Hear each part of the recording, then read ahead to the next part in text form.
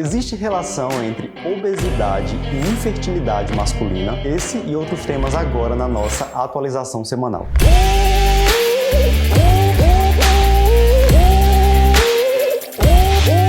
A obesidade é sabidamente uma causa de hipogonadismo hipogonadotrófico funcional.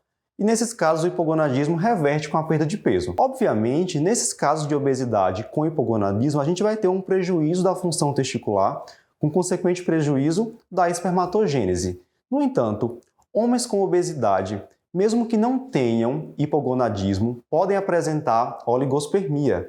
Homens obesos têm risco até 3 vezes maior de oligospermia em relação a homens com IMC normal. E por que é que isso acontece? Veja só, nos pacientes com obesidade, a gente costuma ter um estresse oxidativo maior a nível testicular, e isso obviamente prejudica a função testicular. Além disso, ocorre um desbalanço hormonal, com aumento dos níveis de leptina e também aumento dos níveis de estradiol. Esses hormônios, em condições normais, eles são importantes para a função testicular, contudo, em excesso, podem prejudicar a espermatogênese. E, obviamente, quando esse paciente consegue perda de peso, seja com mudança de estilo de vida, terapia farmacológica ou cirurgia bariátrica, ele é capaz de restaurar a fertilidade. Ainda é cedo para a gente dizer qual é de fato a estratégia no que se refere à mudança de estilo de vida melhor para esses pacientes com obesidade e infertilidade, mas a dieta mediterrânea tem ganhado destaque aí com mais evidências positivas. Outro tema que foi abordado essa semana foi a investigação da osteoporose secundária. Presta atenção, até 30% das mulheres na pós-menopausa, mais que 50% das mulheres na pré-menopausa e de 50% a 80% dos homens têm uma causa subjacente para a osteoporose.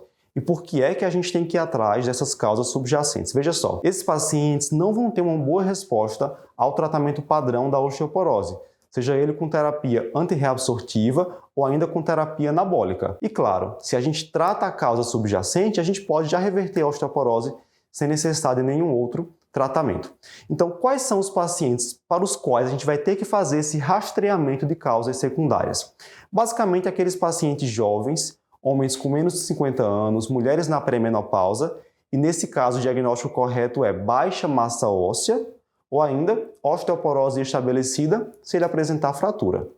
A gente também vai rastrear causas secundárias naqueles pacientes, homens com mais que 50 anos, mulheres na pós-menopausa, que apresentem osteoporose e um score Z mais negativo que -2. A gente também sugere que você faça essa pesquisa de causas secundárias diante de um homem, mesmo que tenha mais que 50 anos, apresentando aí uma osteoporose antes dos 70 anos, porque esses pacientes têm uma alta prevalência de osteoporose secundária. E uma vez que você indique essa pesquisa, essa investigação, quais seriam os exames que devem ser solicitados? E aí você tem que pensar nas causas mais frequentes de osteoporose secundária. Então a gente tem aí hiperparatireoidismo, alcoolismo, deficiência de vitamina D, doença renal crônica. Também nós temos algumas malignidades e aí direcionar a investigação para essas condições. Qual é o passo a passo? De forma geral, para todos os pacientes, a gente deve solicitar hemograma, função renal, função tireoidiana, PTH, um perfil do cálcio completo aí com cálcio, albumina, fósforo, calciúria de 24 horas. É interessante também fazer sorologia para a doença celíaca, interrogar esse paciente no que se refere à presença de alcoolismo e, no caso dos homens, solicitar dosagem de testosterona é mandatório para avaliação de hipogonadismo. Em alguns casos mais selecionados, se houver suspeição clínica, a gente vai solicitar também investigação para síndrome de Cushing, sorologia para HIV e até mesmo teste genético para algumas colagenoses. Um outro assunto que a gente também abordou essa semana foi a resposta a uma pergunta bem frequente. O horário da atividade física interfere no resultado? Vamos lá.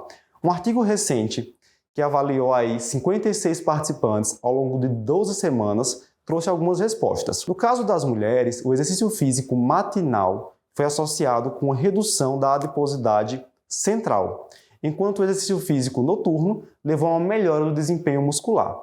No caso dos homens, o exercício físico noturno levou a uma redução da pressão arterial sistólica e também melhora da fadiga, mas sem impacto importante na composição corporal. Ainda existem outras respostas, relacionadas a essa questão de exercício e horário, mas nossa dica é: seja em qualquer horário, faça atividade física. E para encerrar nossa atualização semanal, quero fazer um convite a vocês em relação ao nosso podcast da semana, que foi o passo a passo da investigação da hiperprolactinemia. É o nosso primeiro podcast sobre neuroendocrinologia. Eu gravei com a doutora Patrícia Gadelha, está realmente muito bom, vale a pena conferir. A gente se vê na próxima semana, até mais!